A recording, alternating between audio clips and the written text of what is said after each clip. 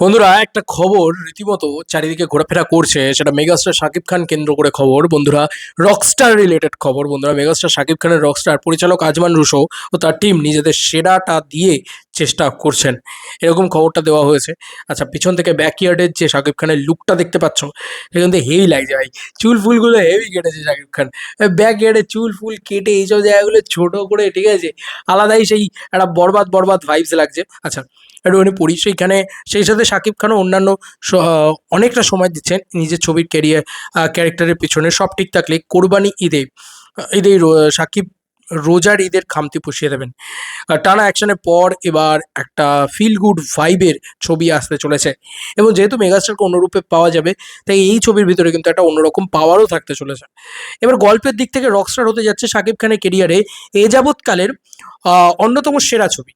টানা অ্যাকশনের পর এবার সুরের মূর্ছনায় শুধুই ভালোবাসা ছড়াবেন রকস্টার শাকিব খান। বন্ধুরা, হিসাব যেটা বলছে বা এখানে আপডেট যেটা বলছে, সেটা হচ্ছে ব্যাকইয়ার্ড থেকে আবার একটা শাকিব খানের লিক হয়েছে আর কি, যেখানে শাকিব খান কোনো একটা ঘরে ঢুকছেন বা ইত্যাদি এরকম ধরনের জিনিসপত্র। এবং দেখো, এটা তো মানতেই হবে যে শাকিব খান কিন্তু ভালো গল্প পেলে এবং ভালো গল্প না পেলেও উনি ফাটিয়ে দিতে পারেন। ওনার অভিনয় নিয়ে কোনো সন্দেহই নেই। তো ওনাকে না ডিফারেন্ট কোনো চরিত্রে আমরা দেখতে পাচ্ছিলাম না। ফাইনালি ওনাকে একটা ডিফারেন্ট চরিত্রে দেখতে পাওয়া যাবে বা পাওয়া যাচ্ছে, ধরে রাখো একদম চোখ বন্ধ করে। তো সেই কারণে ওনাকে একটা ডিফারেন্ট চরিত্র প্লাস একটা ফাটাফাটি গল্প, তার সাথে ভালো গান, সুরের মূর্ছনায় ওই যে বলা হয়েছে, সেটা দেখতে পাওয়া যাবে। মানে ৮ থেকে ১০টা গান থাকবে, এরকমটা আপডেট পাওয়া যাচ্ছে। তো এরকম একটা পরিস্থিতিতে দাঁড়িয়ে এত ভালো অ্যালবাম, এত ভালো শাকিব খান ইটসেলফ, অ্যান্ড তার সঙ্গে সঙ্গে একটা ডিফারেন্ট ওয়ে, ডিফারেন্ট সুর, ডিফারেন্টভাবে প্রেজেন্টেবল জায়গায়। একঘেয়ে জিনিসপত্র দেখতে তো আমাদের ভালো লাগে না, খালি গ্যাংস্টার গ্যাংস্টার গ্যাংস্টার গ্যাংস্টার দেখেই যাচ্ছি আমরা। তো এই জিনিসটার জন্যই কিন্তু এটা ডিফারেন্ট হবে, এটা একটা প্রথম কথা। এবং এখন যে আপডেটটা পাওয়া যাচ্ছে, গল্পটা কিন্তু ওনার কেরিয়ারের ওয়ান অফ দ্য বেস্ট গল্প হতে চলেছে। দেখো, মেগাস্টার শাকিব খান কিন্তু গল্প দেখেই সিনেমা সাইন করছেন। তো প্রিন্সও কিন্তু উনি গল্প দেখেই সাইন করেছিলেন। পরিচালক ঝুলিয়েছে, প্রোডাকশনও সেই লেভেলে ব্যাকআপ দিতে পারেনি, কোথায় তার সাথে ষড়যন্ত্র করা হয়েছে ইত্যাদি ইত্যাদি ইত্যাদি, এগুলো তো চলেই এসছে।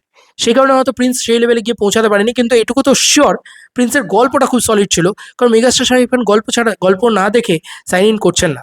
তো সেখানে দাঁড়িয়ে তুমি ধরেই রাখতে পারো যে ডিরেক্টর যদি না ঝোলায়, মানে আজমান রুশো যদি না ঝোলায়, প্রোডাকশন টিম যদি সলিড প্রিমিয়াম থাকে। কেন বলছি? কারণ প্রোডাকশন টিম কিন্তু অলমোস্ট প্রিমিয়াম, বা অনেকটা প্রিমিয়াম বলা চলে। কেন বলছি?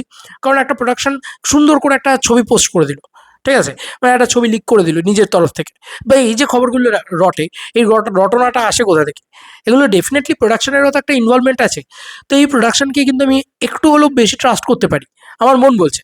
এবং যেহেতু একেবারেই নতুন প্রোডাকশন হাউস নয়, সেহেতু তাদের একটা অভিজ্ঞতা থাকবে কিছু কীভাবে রিলিজ করতে হয়, যে কারণে একটা ট্রাস্ট বিল্ডিংয়ের জায়গা তৈরি হচ্ছে, এই জায়গাগুলো তৈরি হচ্ছে। এবং তার সঙ্গে সঙ্গে গল্পটা ভালো, গল্পটা ভালো, এবং ডিরেক্টর যদি মানে ঠিকঠাকভাবে প্রেজেন্ট করতে পারে মেগাস্টারকে, তাহলে এটাও কিন্তু ফাটাফাটি একটা ছবি হতে যাচ্ছে। দেখা যাক কি হয়। তবে আমি প্রচণ্ড এক্সাইটেড হয়ে গেলাম, কারণ গল্পটা ভালো শুধু নয়, গল্পটা এ যাবৎকালে মেগাস্টার শাকিব খানের জীবনের, কেরিয়ারের নাকি সর্বশ্রেষ্ঠ গল্প হতে যাচ্ছে, এবং এরকম ক্যারেক্টার মেগাস্টার কিন্তু এর আগে করেননি, এটাই বলা হচ্ছে। এবং মেগাস্টার কি বাংলাদেশে এরকম ধরনের ছবি খুব কম হয়েছে বোধহয়, আমার তো মনে পড়ে না এরকম ধরনের ছবি আমি অন্তত দেখেছি। চলো বন্ধুরা, নতুন কোনো ভিডিওতে দেখা হবে, ভাই।